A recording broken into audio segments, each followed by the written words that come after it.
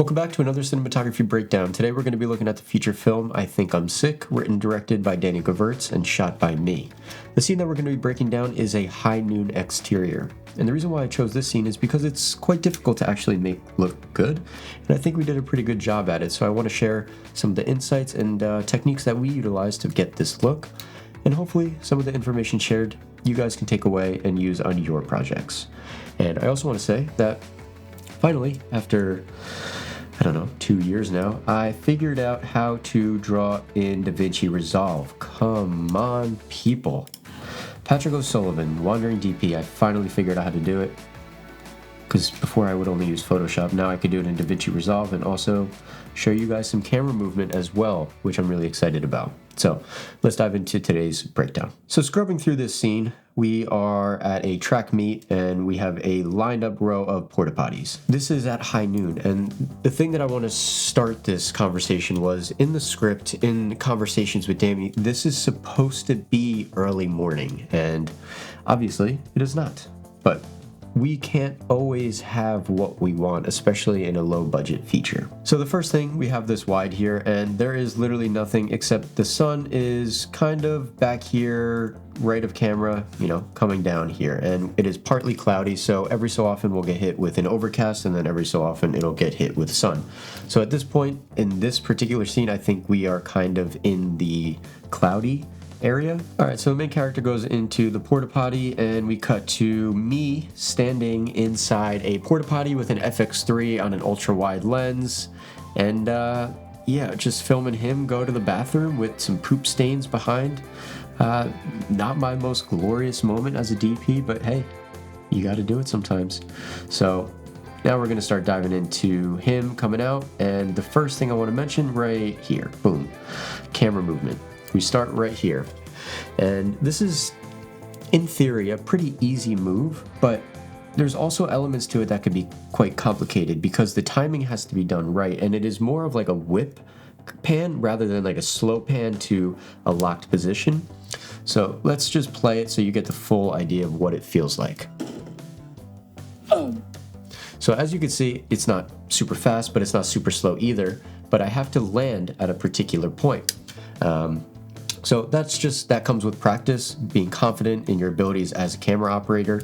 But that is one of the biggest movements that we have here that I actually think is really dynamic and a really great touch to what could have been a really simple shot. It also reveals the female character because before, when we're only here and we see him come out of the bathroom, we don't recognize that there's someone else waiting for him. And I'm not going to give away the story, but it adds a lot that she is there, especially in this moment when he is coming out of a gross porta potty. All right, so let's start with the two shot. First thing you'll notice is that it is pretty soft at this moment, and the sun at this point in time is pretty high.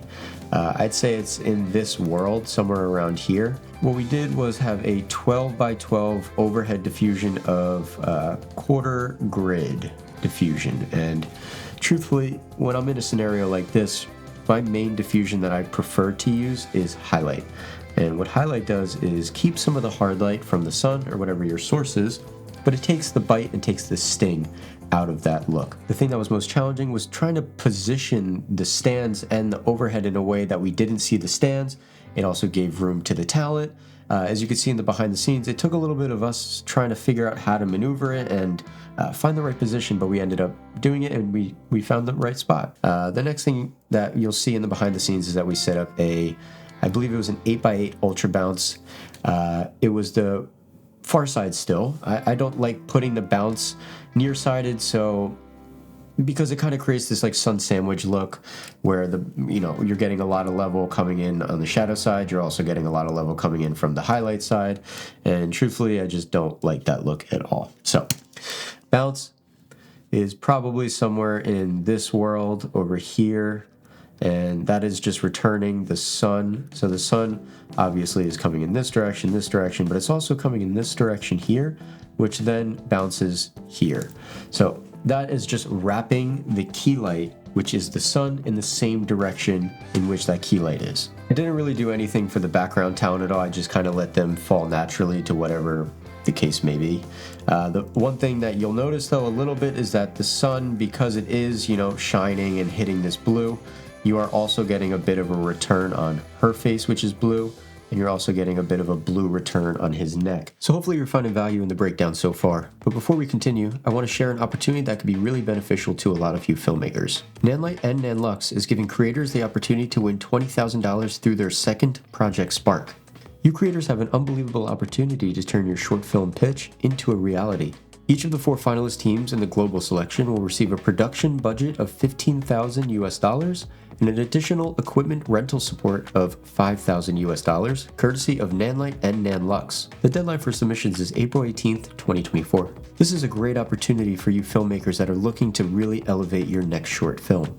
For the full rules, requirements, and submission, click the link in my description to be directed to NANLITE's website. Alright, so moving on to the single shots now. We are starting on our female talent, and we had our diffusion overhead, which was a 12 by 12 quarter grid, and that is blocking all of this hard light on her, which is making the overall look very soft. But as you can see, if you look in the background, you notice some of this hard light here. You also notice this hard shadow, this difference right here.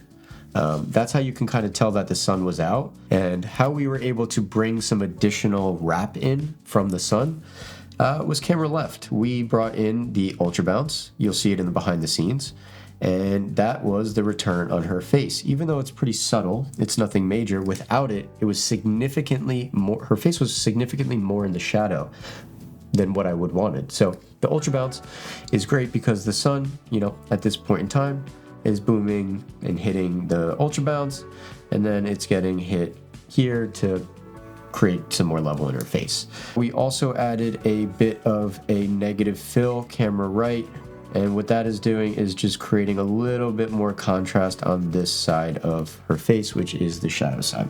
So as you can see, it is a little bit brighter here, and it is a little bit darker here. And what I mentioned before about the porta potty bounce and the blue kind of, spilling on her face, you can see it a little bit here, and you can notice a little bit of the blue, some of the blue tones here. Like, it's not bad. Like, it still looks great and it's natural, but I think if I were to do it again, I probably would have blocked some of the blue bounce. For each single, I believe we shot on the 50mm Cooke S7 on the Sony Venice, which was the full frame, so we were able to get a larger field of view, and the 50 for us was a great lens for us for the over the shoulders or singles or any like intimate dialogue scene, because it felt more realistic than trying to pick something more wider or even tighter. So 50 for us was our go-to lens for these types of shots. Moving on to the next single shot, we have a really good example of how to make an overhead high noon look good, and this for me is a really great shot in my opinion.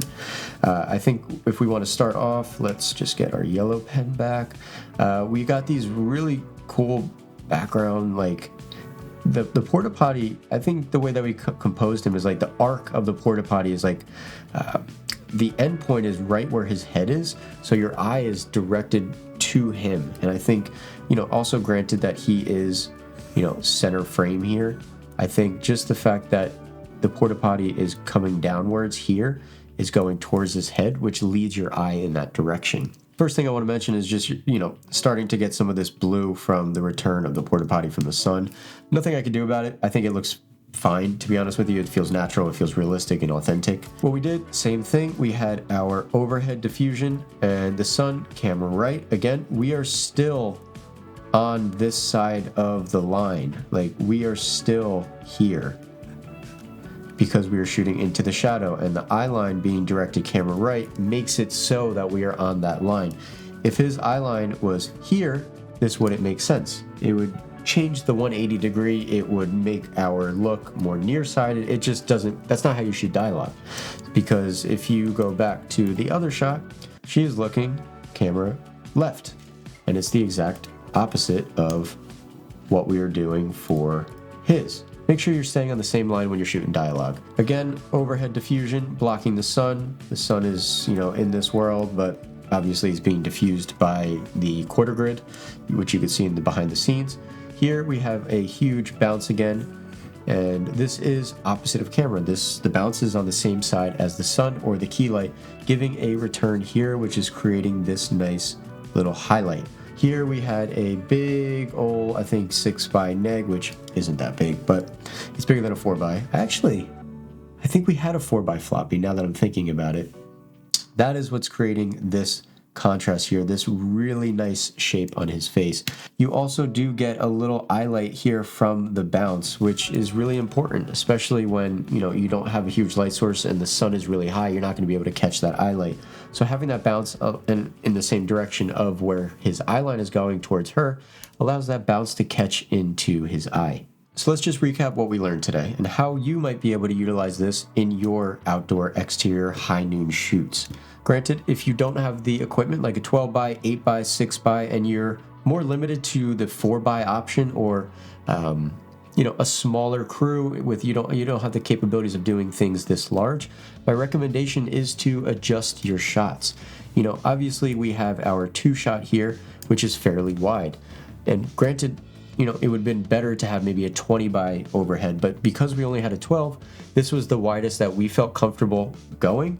That still allowed us to diffuse our main subjects. So if you're only limited to an 8x, 6x, 4x, adjust your frame size to accommodate that look, or allow that hard light to bite in that wide shot and then diffuse for the close-ups. So fortunately, we were able to diffuse for the wide shot with the 12x, and then once you come in for the close-ups, that's when you're able to bring in the bounces a little bit closer. You're able to bring in the neg a little bit closer. And my advice, depending on the position of the sun, always try to still make sure that you're shooting far side. Even though the sun is at high noon and it might be directly overhead, block the camera in a way that the sun is on the opposite side of the camera. There's always a way to do that. There really is. In that case, if you're able to accomplish that, bring your bounce on the same side as the sun, same side as your key light. You are going to get a much better result. And the perfect example is this shot, in my opinion, where we are utilizing the sun in this direction and we are using our bounce to then wrap his face from the key side. So we are still getting some neg on the shadow side, which is the formula for a great looking image. And of course, you could still get a good looking image from shooting nearsighted, but this is the standard formula for creating a really good cinematic looking image. So that's a breakdown of the feature film I Think I'm Sick. Hopefully you enjoyed today's scene breakdown and can be able to take away some knowledge for you to use in your upcoming shoots. And if you have any questions, feel free to leave some in the comments below. I'd be happy to answer any of your questions. Otherwise, that's all I got for you today. Have a great day. Peace out.